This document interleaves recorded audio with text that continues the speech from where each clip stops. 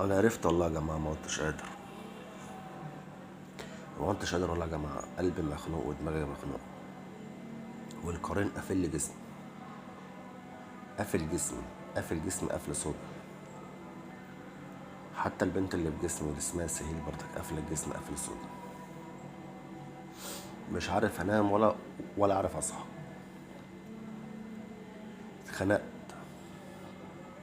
بالرغم يا جماعه ده حق يعني اللي هم يخرجوا من جسمي، مش المفروض كده؟